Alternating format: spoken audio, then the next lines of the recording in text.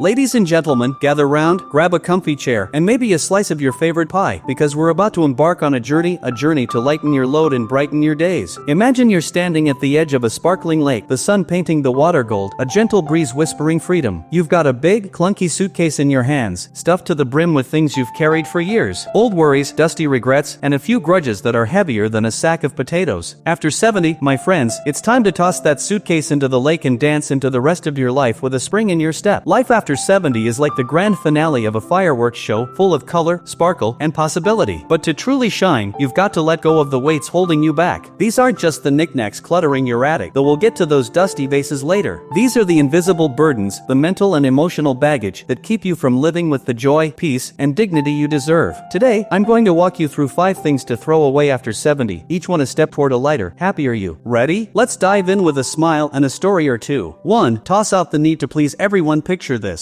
You're at the community potluck, and your neighbor Mildred is giving you the side eye because you brought store-bought cookies instead of your famous homemade ones. "Oh, you're too busy to bake now," she says, her voice dripping with judgment. In your younger years, you might have rushed home, whipped up a batch of snickerdoodles, and apologized profusely. But after 70? Oh, honey, it's time to laugh, pop a cookie in your mouth, and say, "Mildred, these cookies are delicious, and I'm here to enjoy the party." From the moment we're kids, we're taught to seek approval. We want gold stars from teachers, hugs from parents, and nods from friends. As we grow, that need sticks like gum on a shoe. We say yes to things we hate, bite our tongues to avoid ruffling feathers, and wear sensible shoes because someone might think our sparkly sneakers are too much. By 70, you've spent decades trying to make everyone happy: your kids, your boss, the lady at the post office who glares if you take too long. But here's the big, liberating truth: you can't please everyone, and you don't have to. Trying to win everyone's approval is like chasing a runaway kite in a windstorm. You'll just end up tired and tangled. No matter what you do, someone will grumble. Your daughter might think you're too chatty at family dinners. Your golf buddy might roll his eyes when you pick a new hobby. That's their problem, not yours. After 70, your time is a precious gem, and you get to decide how to spend it. Why waste it worrying about what Mildred or anyone else thinks? Letting go of people-pleasing doesn't mean turning into a grumpy curmudgeon. It means choosing yourself with love and respect. Imagine waking up and thinking, "Today, I'm wearing that loud Hawaiian shirt because it makes me happy." Or, "I'm saying no to that boring committee meeting to go birdwatching instead." It's like swapping a heavy winter coat for a breezy summer dress. Suddenly, you can move freely. Let me tell you about my friend Esther, 74, who used to bend over backward for everyone. She'd host endless family dinners, even when her arthritis flared up, because that's what grandmas do. One day, she decided enough was enough. She announced she was taking a pottery class instead of cooking for the next family reunion. Her kids were shocked, but Esther? She was beaming, her hands covered in clay, creating wobbly but beautiful bowls. Some family members grumbled, but others started showing up with takeout, and the gatherings got livelier. Esther didn't just make pottery, she made peace with being herself. When you stop chasing approval, something magical happens. Your conversations get real. You speak your mind with kindness but without fear. You set boundaries, like saying, "I love you, but I'm not babysitting every weekend." The people who matter will respect you, and the ones who don't, they'll fade away, and that's okay. Your friendships will deepen, your heart will lighten, and you'll have more energy for the things that spark joy. After 70, you're not here to win a popularity contest, you're here to live your truth, loud and proud. 2. Let go of regrets. They're heavier than you think. Regrets are like those old VHS tapes in your basement, bulky, outdated, and taking up space you could use for something better. By 70, you've got a lifetime of memories, and some of them come with a twinge of if only. Maybe you wish you'd taken that job in Chicago, told your high school sweetheart how you felt, or spent more time with your parents before they passed. Those thoughts can sneak up at night, whispering, "You messed up." But here's the thing, regrets can't change the past, and they don't have to ruin your present. Dwelling on regrets is like carrying a backpack full of bricks. Every what if adds another pound, slowing you down and stealing your joy. The truth is, nobody gets through life without a few missteps. You made choices based on what you knew at the time, and that's all anyone can do. Instead of beating yourself up, think of your past as a wise old librarian, handing you lessons instead of fines. That argument with your sister? It taught you to listen better. That trip you didn't take? It led you to something else you love. Let me share a story about my Uncle Ray, 76, who used to regret not becoming a musician. As a young man, he played guitar in a band, but he chose a safe job to support his family. For years, he'd sigh and say, "I could have been a rock star." Then, at 73, he dusted off his guitar and started taking lessons at the community center. He wasn't Jimi Hendrix, but he was grinning ear to ear, strumming tunes for his grandkids. Ray didn't erase his regret, he turned it into a new song. Here's how to let go of regrets after 70. Start by forgiving yourself. Imagine you're talking to a dear friend who's beating themselves up over a mistake. Would you scold them or give them a hug? Offer that same kindness to yourself. Next, focus on today. What can you do now now to feel alive. Maybe it's writing a letter to someone you've lost touch with, trying a hobby you always wanted to explore, or just savoring a sunset with a grateful heart. Every day is a fresh page in your story, and you get to write it. Regrets don't have to be anchors, they can be stepping stones. Use them to remind yourself what matters. If you regret not traveling, plan a day trip to a nearby town. If you wish you'd been braver, speak up at the next town meeting. The past is done, but the present is yours to shape. After 70, don't let regrets steal your spotlight. Step into the light and make every moment count. 3. Wave goodbye to toxic relationships now. Let's talk about the people in your life. Some are like warm apple pie, filling your days with comfort and joy. Others, they're like a soggy sandwich, leaving you drained and disappointed. After 70, it's time to clear out the soggy sandwiches, toxic relationships that sap your energy and dim your shine. Toxic people come in all shapes and sizes. Maybe it's a friend who criticizes your every move, like you're wearing that to bingo? Or a relative who guilts you into doing favors, saying, you owe me because I helped you in 92. Some folks only call when they need something, then vanish like a magician's rabbit. Others thrive on drama, stirring up arguments or holding grudges from the Nixon era. These relationships aren't just annoying, they're heavy, like carrying a bucket of water with a hole in it. You might think, but I've known them forever, or their family. Here's a truth bomb. History doesn't justify misery. Just because you've tolerated someone for 40 years doesn't mean you're stuck with them for the next 40. Obligation is a lousy reason to keep people in your life who make you feel small, stressed, or exhausted. After 70, your heart deserves better. Letting go of toxic relationships doesn't mean staging a soap opera showdown. It can be as simple as saying, I'm busy, when they call with another complaint. Or setting a boundary, like, I can't help with that, but I wish you well. Sometimes, it's just spending less time together until they drift away. Think of your life as a cozy living room. You get to choose who sits on your couch. Kick out the complainers and make room for the cheerleaders. I knew a woman named Betty, 72, who had a neighbor, Doris, who was a master of backhanded compliments. You look nice today, Betty, did you finally get some rest? Doris would say. Betty felt obligated to stay friends because they'd lived next door for decades. One day, Betty decided to stop inviting Doris over for coffee. Instead, she joined a knitting group and found friends who gushed over her scarves. Betty's home became a haven again, and she felt like she'd shed a 50-pound weight. When you let go of toxic people, you create space for joy. Spend time with folks who make you laugh, listen to your stories, and celebrate your quirks. If you don't have those people yet, they're out there, at the library, the senior center, or even online. Your time is a treasure, and it's meant for love, kindness, and maybe a little mischief. After 70, surround yourself with people who light up your world, not ones who rain on your parade. For let go of the fear of death, alright, let's talk about the big one, death. It's like the elephant in the room, wearing a top hat and tap dancing to get your attention. After 70, the thought of death feels closer, and it can be scary, like a storm cloud on the horizon. But here's a secret. You don't have to let that fear steal your sunshine. Letting go of the fear of death is like opening a window and letting the fresh air in. It makes every moment brighter. Why are we so afraid of death? Sometimes, it's the unknown, what happens after. Is it a grand adventure, or just lights out? Other times, it's about what we haven't done, words we didn't say, dreams we didn't chase. But living in fear is like hiding under the covers when there's a party going on downstairs. Death is coming for all of us, but that's no reason to miss the dance. Instead of fearing death, think of it as a gentle reminder to live now. It's like a post-it note from the universe saying, hey, make today awesome. Imagine waking up each morning and asking, what can I enjoy today? Maybe it's savoring a buttery croissant, calling your best friend to reminisce, or planting tulips in your garden. Those small moments are the jewels of life, and they sparkle brighter when you stop worrying about the end. Here's a story about my pal Sam, 79, who used to lie awake worrying about dying. He'd fret about everything from his will to whether he'd see his dog in the afterlife. One day, he decided to face his fear head-on. He started volunteering at a local hospice, reading to patients and sharing stories. Being around people at the end of their lives showed Sam that death wasn't a monster. It was just a door. He started living more boldly, taking dance lessons and even trying karaoke. His Sweet Caroline was a hit. Sam didn't stop death, but he stopped letting fear run the show. Here's how to let go of this fear after 70. Start by embracing gratitude. Every day, notice one thing that makes you smile, a warm blanket, a kind word, a blooming rose. Next, tackle your someday list. Want to tell your kids you're proud of them? Do it today. Dreamed of seeing the ocean? Plan a trip, even if it's just to a nearby lake. And if the big questions about what's next keep you up, talk to a friend, a pastor, or even a journal. You don't need all the answers to live well now. Death isn't the enemy, it's just the curtain call. Your job is to make the show before it's spectacular. After 70, live with courage, love with abandon, and laugh like nobody's watching. When you let go of fear, you'll find that every day is a gift, wrapped in possibility. 5. Ditch the myth that you can't change. Finally, let's smash one of the biggest lies out there. The idea that after 70, you're too old to change. Baloney. You're not a fossil in a museum, you're a vibrant, living person with a mind that can learn, a heart that can grow, and a spirit that can soar. After 70, you can rewrite write your story, try new things, and become an even more awesome version of yourself. By now, you've got habits as familiar as your favorite armchair. Maybe you've always eaten oatmeal for breakfast, avoided computers, or shied away from crowds. That's okay, routines are cozy. But cozy isn't the same as happy. Sometimes, those old patterns keep you stuck, like a car in the mud. The good news? You've got the keys to get moving again. Change isn't just for whippersnappers. Your brain is like a garden that can still sprout new blooms. Scientists call it neuroplasticity, fancy word. Simple idea, your mind can learn and adapt at any age. Want to play the harmonica? You can. Curious about meditation? Give it a whirl. Scared of texting? Your grandkid can teach you in 10 minutes, and you'll be sending emojis like a pro. Let me tell you about my friend Mabel, 77, who thought she was too old for anything new. She'd spent years saying, "That's just how I am." Then her book club read a novel about a woman who learned to surf at 60. Mabel thought, if she can surf, I can try something. She signed up for a watercolor painting class, expecting to be terrible. At first, her paintings looked like muddy puddles, but she kept at it, and now her landscapes hang in her living room, and she's teaching her great niece to paint. Mabel didn't just learn a skill, she found a new piece of herself. Change can feel like stepping into a cold pool, bracing at first, but refreshing once you're in. Start small. Try a new recipe, like spicy tacos instead of meatloaf. Take a different route on your evening walk and notice the flowers you've never seen. Or tackle something bigger, like joining a choir or learning to use Zoom to chat with faraway friends. Every change, big or small, is a high five to your spirit, saying, I'm still here, and I'm still growing. The only thing stopping you is the belief that it's too late. It's not. Your 70s, 80s, and beyond are a blank canvas, and you're the artist. Painted with curiosity, courage, and a dash of mischief. After 70, don't settle for same old, reach for new and fabulous. Your golden years, a time to soar, friends. Letting go of these 5 things, worrying about others' opinions, regrets, toxic relationships, fear of death, and the myth that you can't change, is like cleaning out a cluttered attic. At first, it feels strange to let go of what's familiar, even if it's heavy. But then you see the space you've created is space for laughter, love, and adventure. Imagine your life after 70 as a hot air balloon, ready to soar. Those burdens are the sandbags holding you down. Cut them loose, and up you go, floating over fields of possibility. Your golden years aren't about winding down, they're about lighting up. Picture yourself sipping lemonade on a porch swing, sharing stories with friends who make you laugh till your sides hurt. Or trying something new, like writing poetry or dancing to your favorite oldies. Every day is a chance to live fully, freely, and with a heart full of gratitude. Here's how to start. Pick one thing from this list and take a tiny step. Say no to something that doesn't spark joy. Write down a regret, then tear up the paper and do something kind for yourself. Reach out to a friend who lifts you up, or try a new hobby just for fun. Each step is a victory, a reminder that you're not just aging, you're thriving. The past is a scrapbook of lessons and memories, but the future is a blank page, and you hold the pen. Write a story that makes you proud. After 70, you're not just living, you're shining, dancing, and soaring into the best chapters yet. So, toss that suitcase into the lake, kick up your heels, and let's make these years the most joyful of all.